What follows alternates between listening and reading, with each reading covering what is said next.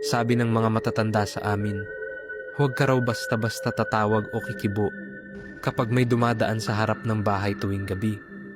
Lalo na kung tahimik ang paligid at wala kang marinig na yapak. Kasi ayon sa paniniwala nila, hindi raw lahat ng naglalakad sa gabi ay tao pa. Hindi ko naman iyon sineryoso noon. Para sa akin, kwento lang ng matatanda para takutin ang mga bata. Hanggang sa isang gabi, naranasan ko mismo. Bandang 11:00 na ng gabi iyon. Gising pa ako dahil nagse-cellphone sa sala. Bukas ang bintana at rinig ko ang mahinang huni ng mga kuliglig. Tahimik ang buong kalsada. Bigla akong may napansing anino na dumaan sa harap ng bahay namin. Mukha siyang tao. Diretso ang lakad, normal lang. Akala ko kapitbahay. Tumayo ako at sumilip sa bintana. Kita ko ang likod niya. Mahaba ang anino kahit wala namang ilaw sa poste. Medyo kinabahan ako pero tinawag ko pa rin. Kuya, sino po yan? Walang sagot. Tuloy lang siya sa paglalakad. Akala ko, hindi niya lang narinig, kaya mas nilakasan ko ang boses ko. Kuya, gabi na. Hello? Diyan po Is ba kayo anyone there? pupunta? Wala pa rin.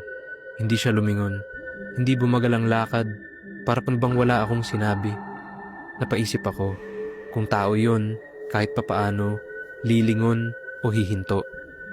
Pero, wala. Tuloy-tuloy lang, hanggang sa umabot siya sa dulo ng kalsada at bigla na lang nawala sa dilim. Walang liko.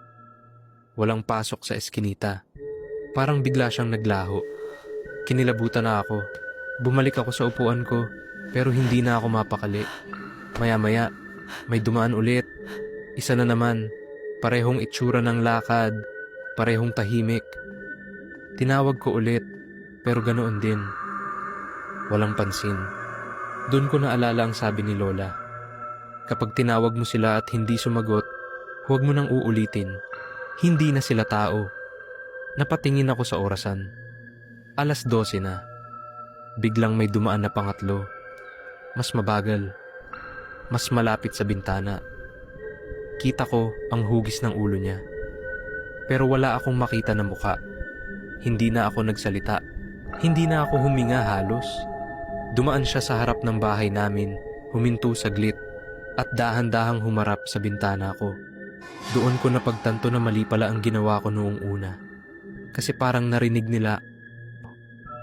At ngayon, alam na nilang gising ako.